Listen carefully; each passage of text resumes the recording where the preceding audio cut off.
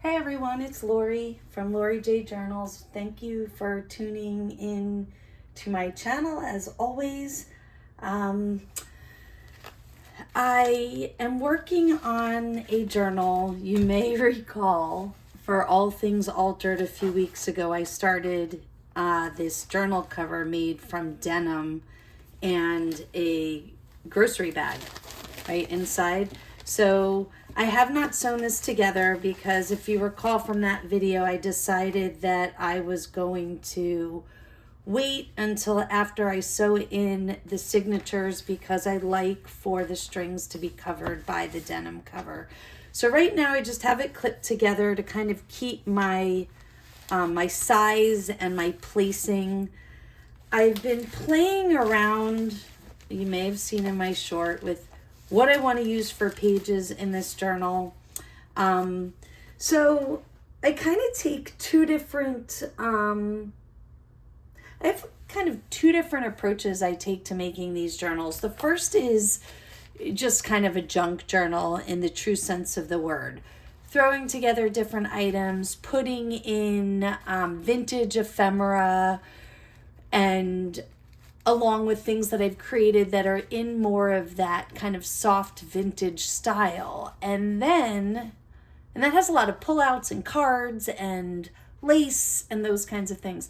The other kind of journal I make, and it's actually, I think, where I started in my Etsy shop, is more of a creative journal. And I don't know that that's an official term. It's just kind of a term that I selected to describe kind of an eclectic handmade journal. And I make them with the purpose of encouraging the user to be creative when they get it.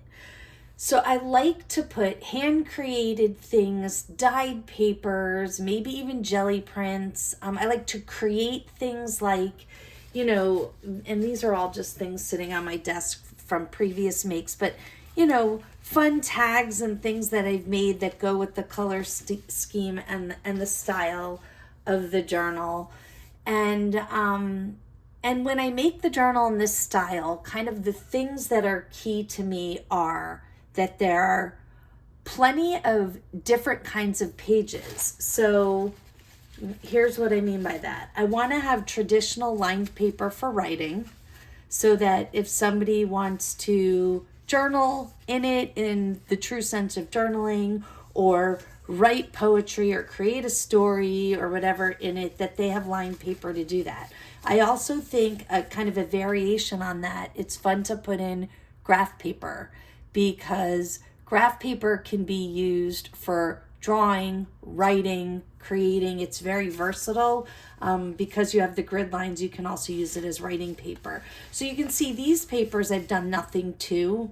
I'm trying to decide if I want to dip them in a lightly dyed water just to give them some tint and so that they have the crunch that a lot of the other pages do. I haven't decided that yet, but I'm just kind of talking through how I select my pages. So in these creative journals, which again, it says create on the front cover, so I feel like that's the calling, right? That it should be a creative journal.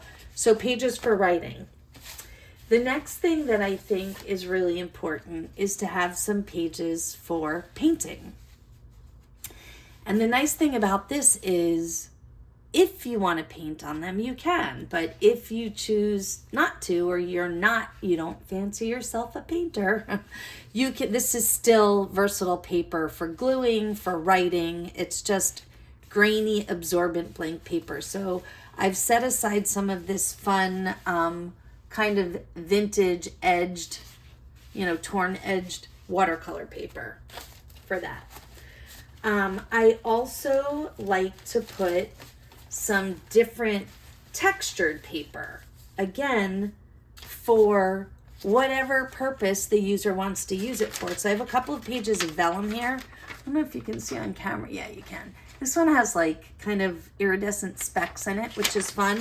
And it's sheer, right? You can see right through it.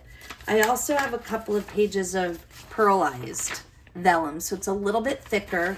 You can see through it, but it's not quite as clear as this one because it has that pearlescent surface to it. Okay. Other textured papers. I have this mulberry paper, and I just chose colors that kind of match the motif here. There's yellow in the cover. There's blue, white matches anything, and this kind of pale purple. I didn't have any of the darker color, and I thought it blended in okay. So that's, again, more fun textured paper, and I can embellish on it. So when I'm creating. I like to also have some thicker paper. So these are cardstock. I'm not sure what weight, but these are just, and it's kind of fun cardstock. It's specks. It's not stark white. It has a little bit of a creaminess to it. It has specks in it to add for interest. And then I have this piece, which is, it looks like I did not paint this. It looks like I dyed it, but I didn't. It came to me that way. Not sure how, with white inside. And then a scrapbook piece of paper that's that heavier, and it has that linen grain to it. Again, the colors that are in the journal. This thicker paper serves a couple of different purposes. The user can collage on it or staple into it. I can create pockets in it and the pages won't be flimsy. I can also sew and tab the edges. So I like a heavier paper just as an option for the user.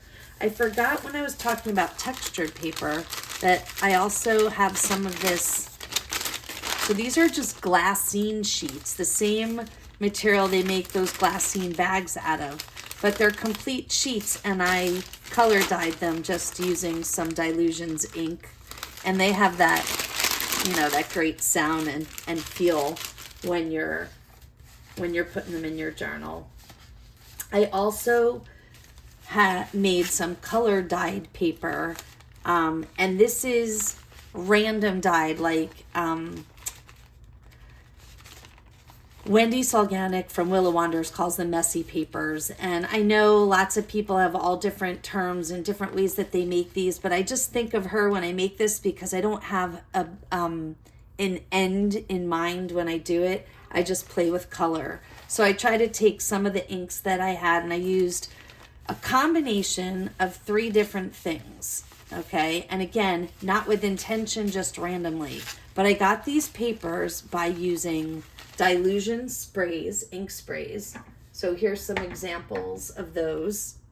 Okay, these are Dylusion's ink sprays. And I spray water down, and I spray these on, and then I spray some more water, and I move things around, and I just play with them. The second thing I did was I used some liquid fluid acrylic by Golden. I think this is the color I used, turquoise. That's how I got, I think, this color, this deep color in here. Not 100% certain, I can't remember. But I put a few drops of this in a spray bottle with water. So I wasn't using straight ink. I was tinting my water to create this kind of, flowy, fluid look in the paper. The third thing I did is I used some of these, and I feel like I'm doing a bunch of ads here, but I have to be honest about what I'm using, right? These are Lindy's Magical Shakers, and these are really fun. They look like little salt and pepper shakers. So you can see there's a flip top. And you just sprinkle some of it on the way you would salt and pepper on your food. And then you can spray water on it, or you can drag a wet watercolor brush through it. And they're called Magic because you sprinkle them on and they don't necessarily look like the bottle does. They do all different things when they react with water, and then of course with other colors. So just to give you an idea, some of what I did with those, these specks here come from that, spraying water, sprinkling some of that down, spraying some more water. And there's a third element to these papers I want to be honest about that I can't truly explain. So I've mentioned my husband's grandmother before, who gifted me a whole bunch of craft items when she moved away from home and into a senior living facility. Unfortunately, she's no longer with us, but I still have so many things that she gave me. And one of the things, she was an avid card maker. That's a lot of what her products were designed to do. And she gave me a bottle, and it was a Tim Holtz bottle. So it was like a little water spray bottle, but there was a little piece of tape on it with her handwriting that says pearled water. So when I spray it on things, and now it's gone, I have officially used it up, unfortunately, and don't know how to make it. I can probably look it up. I'll see if you can catch it on here so some of the pearlized look on these papers is from the Lindy's Shakers, and others is from that pearlized water. I'm not 100% sure how to make that, but that's a project for another day. The last thing I like to put in are some randoms. So I have half sheets, right? So that there's interest and all the sheets aren't the same size. This is just, I think, an underpaper from when I was making dyed papers one day. I have cutoffs, right? Like I used half sheets for something, and I dyed these a long time ago. They're pink dyed. I don't remember how I did it.